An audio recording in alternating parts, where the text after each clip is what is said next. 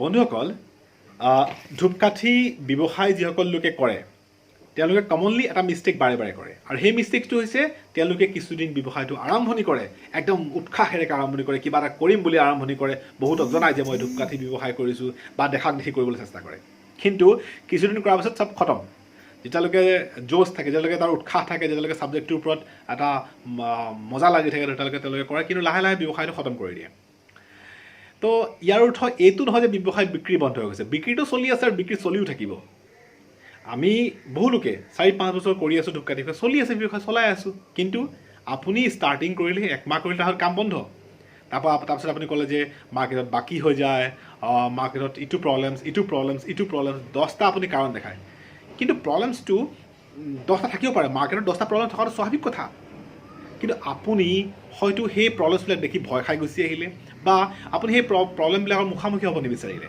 এই মুখামুখি হ'ব নোৱাৰাটোৱে আপোনাৰ পৰাজয় আৰু এই পৰাজয়ে আপোনাক কোনো ক্ষেত্ৰতে আগবাঢ়িব নিদিয়ে যদি আপুনি প্ৰকৃতাৰ্থত চিৰিয়াছলি কৰিব বিচাৰিছে যদি আপুনি আগবাঢ়িব বিচাৰিছে তেতিয়াহ'লে তাক প্ৰকৃত সুন্দৰ উপায়েৰে আগবাঢ়ক তাক আগবঢ়াই লৈ যাওক অলপ ষ্ট্ৰং হওক অলপ কৰিম বুলি কৰক তেতিয়াহে আপুনি তাক আগবঢ়াই নিব পাৰিব নহ'লে এনেই ধেমালি কৰি পেলাই বা এনে এটা অভ্যাস কৰি পেলাই এনে প্ৰেক্টিছ কৰি পেলাই নিজে নোৱাৰিলে আন দুজনকো ডিপ্ৰেশ্যন কৰি দিলে বা আন দুজনকো আপুনি কৰাৰ পৰা যি নিৰুৎসাহ তাক আপুনি কৰিলে সেইকাৰণে যদিহে কৰিম বুলি ভাবিছে যদিহে আগবাঢ়িম বুলি ভাবিছে মনত ঠনি লওক মানে ষ্ট্ৰংলি আপুনি মাইণ্ড ছেট কৰি লওক য়েছ মই কৰিম আৰু আগবাঢ়ি যাম 10টা সমস্যা আহিলেও মই আগবাঢ়ি গুচি যাম 10টা সমস্যা আহিলেও মই তাক অভাৰটেক কৰি যাম কিয়নো নিগেটিভ আছে কিন্তু পজিটিভো বহুত আছে তো নিগেটিভখিনি চিন্তা কৰিলে নিগেটিভ আহি থাকিব পজিটিভখিনি চাওক ইয়াৰ পৰা যথেষ্ট ভাল ভাল দিশ পজিটিভ আছে সেই পজিটিভখিনি আপুনি লৈ পেলাই আগবাঢ়ক তেতিয়াহে এই ব্যৱসায়টো আপুনি আগবাঢ়িব এই ব্যৱসায়টো নহয় সকলো কামতে আপুনি আগবাঢ়িব পাৰিব গতিকে আহক আমি আজিৰ বিষয়টো আৰম্ভণি কৰোঁ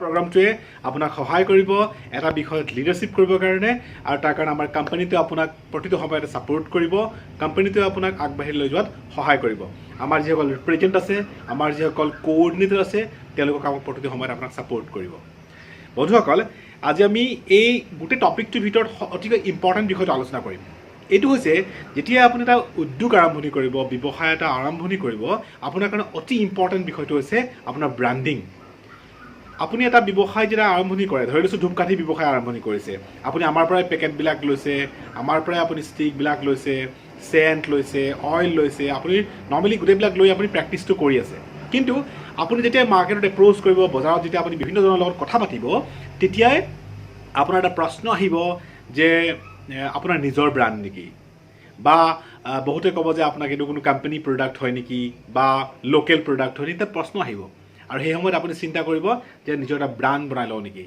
আৰু বহু সময়ত এনেকুৱা যিহেতু আমি বহুকেইটা পেকেট ইউজ কৰোঁ সেই পেকেটকেইটা প্ৰিণ্টিঙত কেতিয়াবা লেট হয় কেতিয়াবা শ্ল' হয় কেতিয়াবা ফাষ্ট আহি যায় তো অলপ ফ্লেক্সিবল আপুনি হ'ব লগা হয় সেই সময়ত আপোনাৰ প্ৰশ্ন হয় যদি মই নিজৰ এটা ব্ৰাণ্ড বনাই লওঁ তেতিয়া নিজৰ এটা ব্ৰাণ্ডিং কৰাৰ প্ৰয়োজন আছে ইত্যাদি প্ৰশ্নলৈ আপোনাৰ আহিব আৰু বহুজনে আপোনাক এডভাইজো কৰিব আৰু সেই সময়ত আপুনি ব্ৰাণ্ডৰ বিষয়টো আলোচনা কৰিবলগীয়া হয় তো গতিকে আপোনাৰ যদি ব্ৰাণ্ড সৃষ্টি কৰে আপোনাৰ কাৰণে যথেষ্ট লাভদায়ক যথেষ্ট ভাল হয় গতিকে আপুনি কেনেকৈ ব্ৰাণ্ড কৰিব ব্ৰাণ্ডৰ কিয় প্ৰয়োজনীয়তা আছে ব্ৰাণ্ডক কেনেকৈ আপুনি আগবঢ়াই লৈ যাব ইত্যাদি বিষয়লৈ আমি আলোচনা কৰিম চ' ধূপকাঠিৰ যিবিলাক ব্ৰাণ্ড বুলি ক'লে ধূপকাঠিৰ যিবিলাক পেকেট থাকে তাত যিবিলাক নাম লিখা থাকে মই আপোনাক উদাহৰণ হিচাপে দেখাবৰ কাৰণে আনিছোঁ এই দুটা পেকেট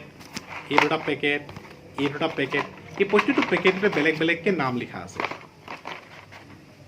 কিন্তু এই পেকেটবিলাক নাম বেলেগ বেলেগ লিখা থাকিলেও আপুনি দেখিব ইয়াত মেনুফেকচাৰিঙৰ যিটো কোম্পানীৰ নাম সেইটো একেই হয় অৰ্থাৎ মেনুফেকচাৰিং এটা কোম্পানীয়ে কৰিছে কিন্তু ইয়াতে বেলেগ বেলেগ ব্ৰাণ্ড বনাই লোৱা গৈছে এতিয়া আপুনি যদি ভাবিছে যে মই এটা ব্ৰাণ্ড বনাওঁ তো তাৰ কাৰণে আপুনি ডকুমেণ্টেশ্যনৰ কামটো প্ৰথম কৰিব লাগিব ডকুমেণ্টেশ্যনৰ বিষয়ে ইয়াৰ আগতে আমি ভিডিঅ' বনাইছোঁ ডকুমেণ্টেশ্যন ভেৰি ইম্পৰ্টেণ্ট ডকুমেণ্টেশ্যন বিষয়ত আপুনি সদায় চেষ্টা কৰিব লাগে যে এই কোম্পানীটোত যিখিনি আপুনি নাম এড্ৰেছ লিখিব এইখিনি প্ৰপাৰ নাম এড্ৰেছ লিখাটো প্ৰয়োজন আৰু লগতে ইয়াতে যে এখন ফাৰ্ম বা এখন কোম্পানী ফৰ্মেশ্যন কৰি লোৱাটো প্ৰয়োজন কোম্পানী এটা হ'লে বেছি ভাল কাৰণ কোম্পানী প্ৰডাক্টবিলাকক মানুহে ডিল ভালকৈ কৰে তো সেইকাৰণে আপুনি কোম্পানী প্ৰডাক্ট এটা আপুনি বনাই ল'ব এটা কোম্পানী বনাই ল'ব আচলতে কোম্পানী ফৰ্মেশ্যনৰ কাৰণে আপোনাৰ কি গাইডেঞ্চ প্ৰয়োজন আছে কি ট্ৰেইনিং প্ৰয়োজন আছে এইখিনি আমি আলোচনা কৰিছোঁ বা কৰিম আকৌ ইন ফিউচাৰটো তো যদি আপুনি এটা কোম্পানী ফৰ্মেশ্যন কৰি লয় আপোনাৰ কাৰণে যথেষ্ট লাভদায়ক হয় এটা কোম্পানী আপুনি বনাই ল'ব প্ৰাইভেট লিমিটেড কোম্পানী বনাই ল'ব আগতে কৈছিলোঁ যে OPC যদি বনায় এজন মানুহে হৈ যায় নমিনি এজন লাগে, আৰু যদি প্ৰাইভেট কোম্পানী বনায় দুজনৰ ওপৰত আপোনাক ডাইৰেক্টৰ লাগিব।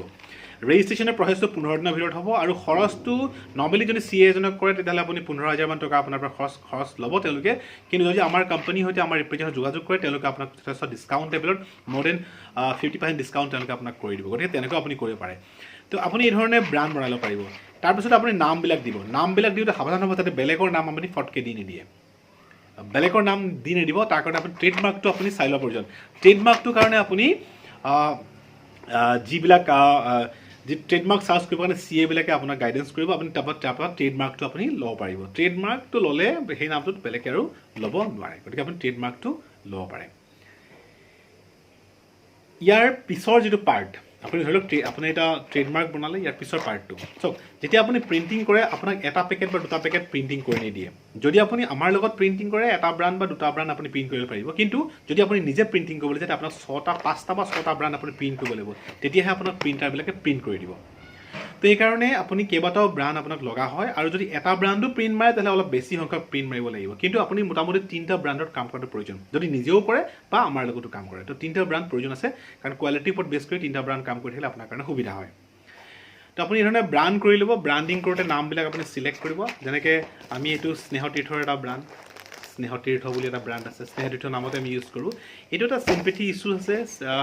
স্নেহতীৰ্থ যিটো আমি চাইল্ড প্ৰটেকশ্যন, উইমেন এম্পাৱাৰমেণ্ট ইত্যাদি কামবিলাক কৰোঁ, তো সেই ক্ষেত্ৰত আপুনি ইয়াক আমি সেই ধৰণৰ ইছ্যুবিলাকত আমি ব্যৱহাৰ কৰোঁ, আৰু আমাৰ কাৰণে ইন্ট্ৰডাকশ্যন হয় স্নেহতীৰ্থ পেকেটটো। এতিয়া কথাটো হ'ল কি, আপুনি যেতিয়া ব্ৰাণ্ড বনাব আপুনি গুৰুত্ব দিব যাতে আপোনাৰ ব্ৰাণ্ডটো মেক্সিমাম মানুহৰ জানা পেচানা হয়, মানুহবিলাকে যাতে সহজতে মনত ৰাখিব পাৰে, সহজতে আপোনাক একচেপ্ট কৰিব পাৰে। এই ব্ৰাণ্ড বনোৱাৰ লগে লগে আপুনি সাৱধান হ'ব যাতে পেকেটবিলাক ভাল কোৱালিটিৰ পেকেট প্ৰিণ্টিং কৰে। ভাল কোৱালিটিৰ পেকেট প্ৰিণ্টিং সদায় আপোনাক হেল্প কৰিব বিজনেছটো ভাল কৰিবৰ কাৰণে। গতিকে ভাল কোৱালিটিৰ পেকেট প্ৰিণ্টিং কৰিবলৈ আপুনি চেষ্টা কৰিব। গতিকে প্ৰিণ্টিং ক'ত কৰিব কেয়াৰফুল হ'ব। অসমৰ বাহিৰত প্ৰিণ্টিং কৰিলে বেছি ভাল হয়, কিন্তু অসমত যিবিলাক প্ৰিণ্টিং হয় নৰ্মেল কোৱালিটিৰ প্ৰিণ্টিং হয়, বা আপুনি ভাল প্ৰিণ্টাৰ যদি পায় আপুনি তাতো প্ৰিণ্টিং কৰিব পাৰে। তো এইকেইটা বিষয় ইম্পৰ্টেণ্ট হ'ব। ডিজাইনটো ধুনীয়াকৈ কৰিব, ব্ৰাণ্ডৰ ডিজাইনটো অতি ধুনীয়াকৈ কৰাটো প্ৰয়োজন। যদি আপোনাক ডিজাইনৰ ৰিকুৱাৰমেণ্ট থাকে তো আমি আপোনাক ডিজাইন কৰি দিম, তো ডিজাইনটো আপুনি ৰেডি হৈ থাকিব। যদি ব্ৰাণ্ডটো হয় তেতিয়াহ'লে আপুনি আপোনাৰ বজাৰত আপুনি লাহে লাহে ষ্টেপকৈ আপুনি আগবাঢ়ি যাব পাৰিব। আপোনাক যথেষ্ট ব্যৱসায়ত গ্ৰ' কৰিবলৈ আপোনাক ব্ৰাণ্ডটোৱে সহায় কৰিব। গতিকে ব্ৰাণ্ডিঙৰ ইছ্যুটোৰ কাৰণে আপুনি প্ৰথমতে কোম্পানী বনাই ল'ব। কোম্পানীটো বনোৱাৰ পিছত আপুনি কেইটামান নাম চিলেক্ট কৰিব। যদি ট্ৰেডমাৰ্ক লৈ আপোনাৰ কাৰণে ভাল, ট্ৰেডমাৰ্ক নলৈও বহুত লোকে কৰি আছে, এইখিনি কৰি ল'ব। ইয়াৰ পিছৰ পাৰ্টটো হৈছে প্ৰিণ্টিঙত মেক্সিমাম 6টালৈকে প্ৰিণ্টিং কৰিব পাৰে। তো আপুনি যদি এটা কৰে এটা হ'লেও কৰিব পাৰিব। 6টা যদি আপুনি অকলে প্ৰিণ্টিং কৰে মোটামুটি 1 লাখৰ ওচৰত খৰচ পৰি যাব, কিন্তু যদি আপুনি আমাৰ লগত প্ৰিণ্টিং কৰে তেতিয়াহ'লে কম্বাইনলি অলপ কম খৰচত প্ৰিণ্টিং হৈ যাব। গতিকে সেইধৰণে আপুনি কৰিব পাৰে।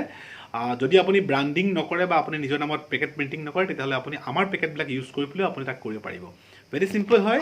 ইয়াতে ধূপকাঠিৰ ভিতৰত ষ্টিকবিলাক অলৰেডি থাকে। আপুনি ষ্টিকবিলাকত চেন দিব লাগিব, ইনাৰ আউটাৰ ভৰাব লাগিব, আৰু তাক আপুনি বাণ্ডল এই ধৰণে বাণ্ডল বনাই পেলাই আপুনি হ'লচেল কৰিব পাৰিব।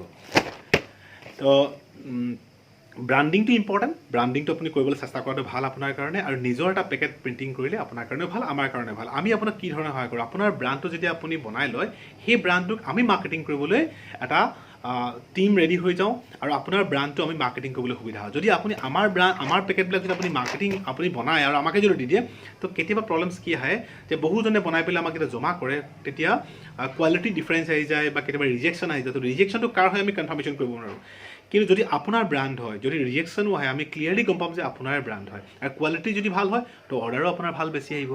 গতিকে সেইকাৰণে আপুনি এটা নিজৰ ব্ৰাণ্ড যদি বনায় তো কেয়াৰফুলি ৰেডি কৰিব, ষ্টেপকৈ ৰেডি কৰিব। প্ৰথমতে 3টা ব্ৰাণ্ড এটলিষ্ট ৰেডি কৰক, তাৰপিছত মেক্সিমাম কৰক। তাৰপিছত আপুনি আমাৰ যিখিনি ব্ৰাণ্ড সেইখিনিকো লগত লৈ কাম কৰিব পাৰে, আমাৰ পেকেটবিলাক লৈ পাৰে। তো সেইকাৰণে ব্ৰাণ্ডিং পাৰ্টটো ইম্পৰ্টেণ্ট হয়, আৰু আপুনি নিশ্চয় ইন ফিউচাৰলৈ ব্ৰাণ্ডিঙৰ ক্ষেত্ৰত গুৰুত্ব দিয়াটো প্ৰয়োজন হ'ব। ধূপকাঠি দুটা কাৰণে মানুহে কাম কৰে। এটা হৈছে নিজৰ এটা ব্ৰাণ্ড ডাঙৰ লেভেলত লৈ যাবৰ কাৰণে, আৰু ছেকেণ্ড পাৰ্টটো হৈছে বহু মানুহক ইয়াতে ইনভল্ভ কৰিব পাৰে। যদি আপুনি ভাবিছে যে এই উদ্যোগ জৰিয়তে মই বহু মানুহক ইনভল্ভ কৰোঁ তেতিয়াহ'লে আপুনি এইটো কৰিব পাৰে। আৰু যদি ভাবিছে যে এটা ব্ৰাণ্ড ক্ৰিয়েট কৰোঁ তেতিয়াহ'লে আপুনি এইটো যথেষ্ট ভাল ব্যৱসায়, ভাল উদ্যোগ হয় য'ত আপুনি ব্ৰাণ্ড ক্ৰিয়েট কৰিব পাৰে। ইয়াৰ উপৰি আৰু বহু অপৰচুনিটি আছে, যেনেকৈ লোকেল বাঁহবিলাক ইউজ কৰিব পাৰে, আমাৰ গ্ৰামাঞ্চলৰ লোকসকলক আপুনি ইনভল্ভ কৰাব পাৰে, আৰু এই পেকেটটো যেনেকৈ আপুনি এই পেকেটটো কাগজৰ পেকেট হয়, এই পেকেটটো কাগজৰ পেকেটৰ সলনি আপুনি বাঁহৰ পেকেটো ইউজ কৰিব পাৰে। বৰ ধুনীয়াকৈ বনাব পৰা যায়, ইমান ডাঙৰ এটা স্কেলৰ নিচিনা বনাই ল'ব লগা যায় আৰু এইবোৰ আঠা লগাই পেলাই ধুনীয়াকৈ এটা বক্স ৰেডি কৰিব পৰা যায়, স্প্ৰে কৰি দিয়া যায়, ৰং স্প্ৰে কৰা যায় আৰু তাৰপিছত আপুনি ইয়াতে ষ্টিকাৰ লগাই দিলে ধুনীয়াকৈ এটা আপুনি 50 টকাৰ বা 100 টকাৰ আপুনি পেকেট ৰেডি কৰিব পাৰে। গতিকে যথেষ্ট ভাল অপৰচুনিটি আছে এই কামটোত, এই ছেক্টৰটোত। আপুনি তাক লাখ টকাৰ উপাৰ্জন কৰিব পাৰে। আমি সেইকাৰণে ইয়াক লাখপতি যোজনা বুলিও কওঁ। আপুনি ইয়াক যথেষ্ট সুন্দৰকৈ আগবঢ়াই লৈ যাব পাৰে।